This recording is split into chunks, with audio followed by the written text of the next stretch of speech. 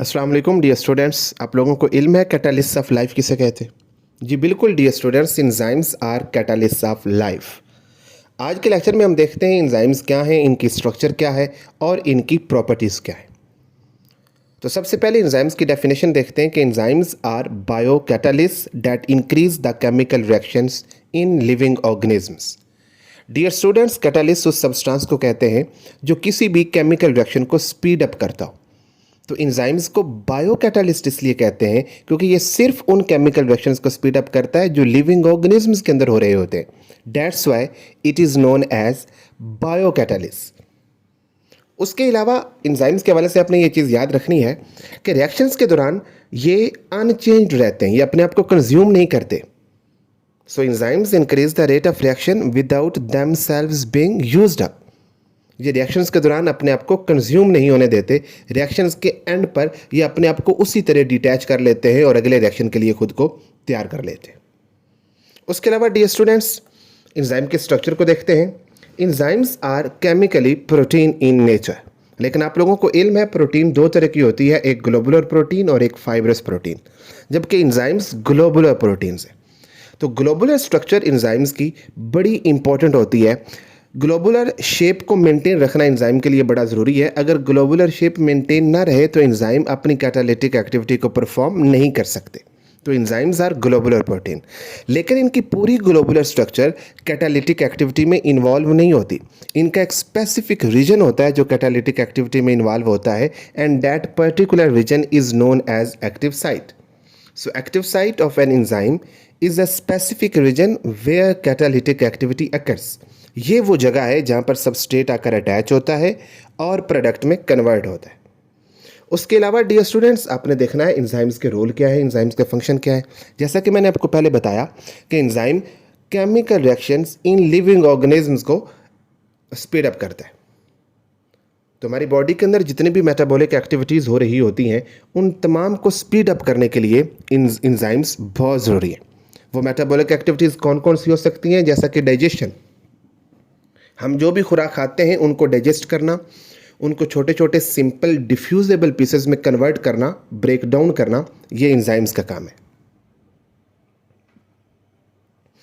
इसी तरह रेस्पिरेशन के अंदर एंजाइम्स इंपॉर्टेंट रोल प्ले करते हैं। जितनी भी सेलुलर रेस्पिरेशन हो रही होती है, जितने भी प्रोसेसेस जैसा कि glycolysis, Krebs cycle, photophosphorylation, etcetera, इस तरह के जितने भी प्रोसेस हैं उनके लिए एंजाइम्स एक एक स्टेप के लिए इंपॉर्टेंट होते हैं। सेलुलर रिपेयर, डैमेज सेल को रिपेयर करना और सेलुलर हेल्थ को मेंटेन रखने के लिए एंजाइम्स क्रूशियल रोल प्ले करते हैं।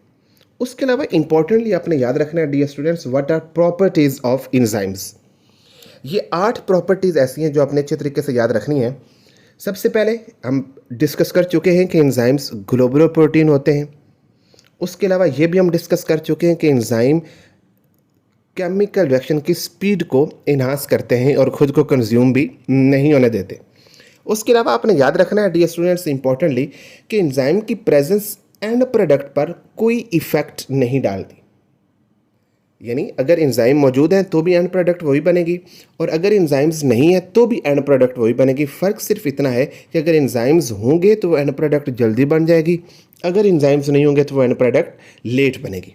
उसके अलावा आपने याद रखना है कि केमिकल रिएक्शन की स्पीड को इनहांस करने के लिए small amount of enzyme is enough, यानी थोड़ी सी अमाउंट भी एंजाइम की काफ़ी होती है जो केमिकल रिएक्शन की स्पीड को इन्हांस कर सके। उसके अलावा आपने याद रखना है कि enzymes are very specific in their action. हर केमिकल रिएक्शन के लिए स्पेसिफिक एंजाइम होता है। जो एंजाइम एक स्पेसिफिक केमिकल रिएक्शन की स्पीड को इन्हांस करता है वो किसी और केमिकल रिएक्शन की स्पीड को इन्हांस नहीं करता। Enzymes are very specific in their action. उसके अलावा याद रखिएगा dear students, enzymes are very sensitive. अगर टेम्परेचर और पीएच के अंदर माइन्यूट चेंजेस भी हो जाएं तो एंजाइम्स प्रॉपर वर्क नहीं करते। हर एंजाइम की एक स्पेसिफिक पीएच होती है, एक स्पेसिफिक टेम्परेचर होता है जिस पर वो वर्क करता है। अगर उसके अंदर चेंजेस आ जाएं तो एंजाइम प्रॉपर वर्क नहीं कर सकते। उसके अलावा एंजाइम को प्रॉपर फंक्शनिंग के लिए डियर स्टूडेंट्स को फैक्टर की ज़रूरत होती है। अगर को फैक्टर उनके साथ अटैच ना हो तो एंजाइम इनएक्टिव रहते हैं, जिनको हम अपो एंजाइम कहते हैं।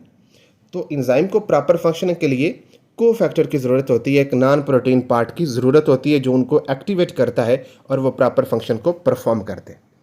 उसके अलावा dear students, last property is that enzymes lower the activation energy of biochemical reactions. Activation energy वो होती है जो किसी भी रिएक्शन को स्टार्ट करने के लिए इस्तेमाल हो। The energy that is required to start a chemical reaction is known as activation energy. तो ये एक्टिवेशन एनर्जी बायोकेमिकल रिएक्शंस को स्टार्ट करने के लिए इस्तेमाल होती है और एंजाइम्स क्या करते हैं, उस एक्टिवेशन एनर्जी को कम कर देते हैं, जिसकी वजह से बायोकेमिकल रिएक्शन की स्पीड इन्हांस हो जाती है।